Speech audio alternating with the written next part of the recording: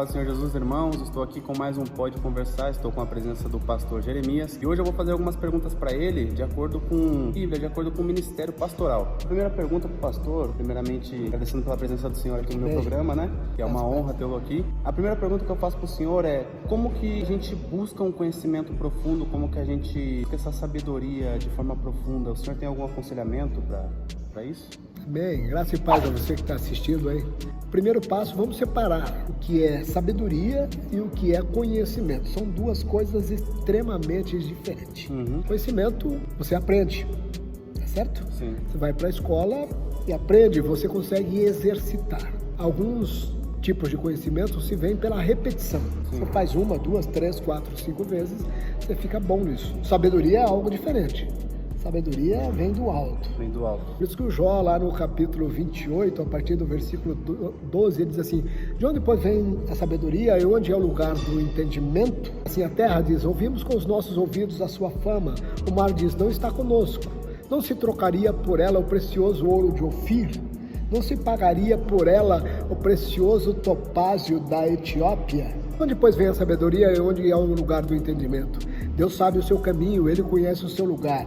Quando Ele deu peso ao vento, tomou medida das águas, prescreveu um caminho para os relâmpagos e os trovões. Então a viu e a manifestou, estabeleceu e a esquadrinhou e disse: eis que o temor do Senhor é o princípio de sabedoria e apartar-se do mal é a inteligência. Assim como foi com Salomão, né? Salomão também foi da mesma forma. Por isso que o Tiago diz lá no capítulo 5, quem tem sabedoria, peça a Deus. Salomão foi um privilegiado. Deus aparece para ele e diz para ele: pedes o que quiseres. Já imaginou se Deus aparecesse para você hoje e desse essa oportunidade? Eu teria dificuldade. Eu também teria dificuldade, porque é muita coisa que a gente tem que pensar, né? Muita coisa que a gente tem que saber o que a gente tem que priorizar. No caso aqui, a gente prioriza sempre o evangelho, né? Sempre a sabedoria de Deus. Mas num momento assim de pressão, a gente talvez escolheria algumas coisas que não faria muito sentido pra gente. Eu, por exemplo, teria falado: espera um pouquinho, vou conversar com minha esposa, vou fazer uma lista. Já imaginou se eu chegar em casa e falar pra ela: Deus apareceu pra mim, pediu pra eu pedir o que quisesse. Ela falou: mas você não lembrou de mim? O Salomão, nessa oportunidade, ainda jovem, para assumir o reino, disse: Senhor, eu quero pedir duas coisas. Primeiro, que eu não tenha demais, porque se eu tiver demais eu vou esquecer de ti. Mas que eu não tenha falta, porque senão eu vou reclamar. Maravilha isso? Você também, irmão, pode ser abençoado por Deus, desde que você peça na medida da orientação que Deus te dá. Na orientação que Deus dá. Essa foi a nossa primeira pergunta, né? Vamos partir para a segunda. A próxima pergunta é: como que o Senhor lida com esse ministério pastoral? Como que o Senhor pode resumir em uma palavra o ministério pastoral? Vamos lá.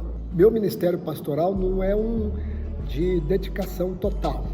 É um de dedicação parcial. O que é isso? Eu, na verdade, sou professor, certo? E estou pastor hoje também. Fui chamado. Então, eu não dedico 100% da minha vida ao Evangelho, mas o tempo que me sobra, isso eu dedico exclusivamente ao Evangelho.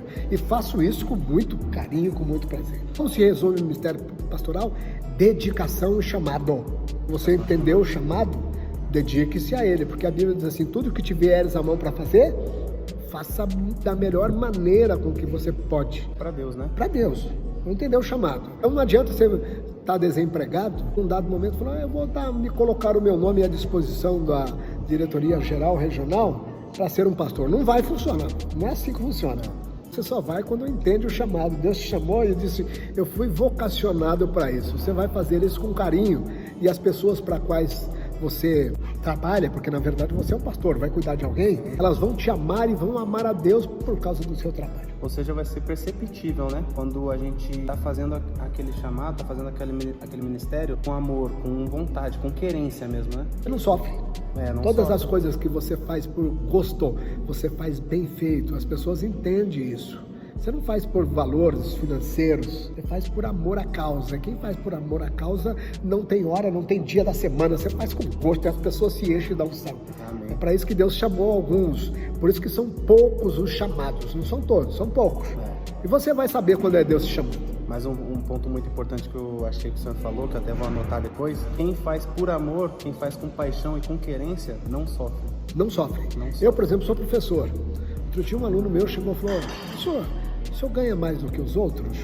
E eu, brincando com ele, falei: ganho. Ele falou: eu já sabia, suas aulas são muito mais agradáveis do que as outras. Na verdade, quando eu falei para ele que eu ganhava mais, eu não estava mentindo, porque eu tenho a bênção de Deus. Quem tem a bênção de Deus ganha mais do que outros. Muito mais, né? Então essa foi a nossa segunda pergunta, né? Vamos partir para a nossa terceira pergunta e para o nosso próximo assunto. A nossa próxima pergunta é: qual que é a relação que o senhor tem com a Igreja Adventista da Promessa? Minha relação com a Igreja Adventista da Promessa vem de longa data. Primeiro, eu nasci numa família que já frequentava, mas independente disso ou não, se você analisar os preceitos bíblicos defendidos pela Igreja Adventista da Promessa, você vai perceber que todos eles têm razões de sobra para confirmar o que a palavra de Deus diz. E isso é maravilhoso. Ah, pastor, mas eu não sei nada dessa igreja, ou eu estou nela e não estou muito contente. Por que razão? O que é que frustra você? A Igreja Adventista da Promessa preza por defender a Bíblia por inteira. Ainda que alguns integrantes da igreja não o façam, mas os princípios básicos da Igreja Adventista da Promessa, crer na Bíblia como palavra de Deus verdadeira. Tanto que a doutrina da promessa é basicamente totalmente a Bíblia, né? A Bíblia. Totalmente, todas as informações que tem no doutrinal vêm da Bíblia, né? Vem da Bíblia. Então, os 33 pontos defendidos por nós hoje, se você analisar cada um deles, tem fundamentos bíblicos sólidos para que você possa defendê-los e crer nessas promessas bíblicas. Amém. Vai partir para a nossa última pergunta aqui para o nosso pastor, né? Qual foi um dos melhores momentos que o senhor teve? Qual foi uma das melhores experiências que o senhor teve com Deus? Uma das experiências melhores, eu estava a tomar conta de uma igreja aqui próximo de nós, em Jaguariúna. Eu já estava lá, eu comecei a tomar conta dessa igreja, tinha 7 pessoas. Num dado momento, esse número chegou a 31. Mas parou, nesse 31 parou.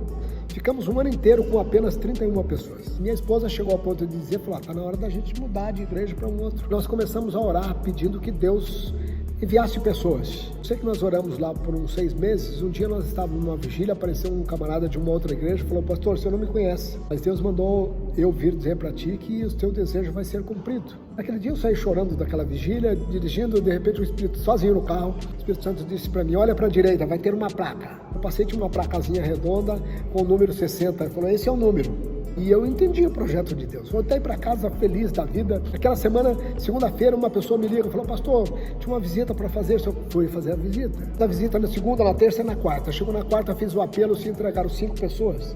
Fomos no domingo seguinte, fiz o apelo, entregaram 12. No seguinte, o outro ligou e falou, posso me entregar por telefone? Se entregou por telefone. Quarta seguinte, entregaram mais 2. No sábado, mais 1.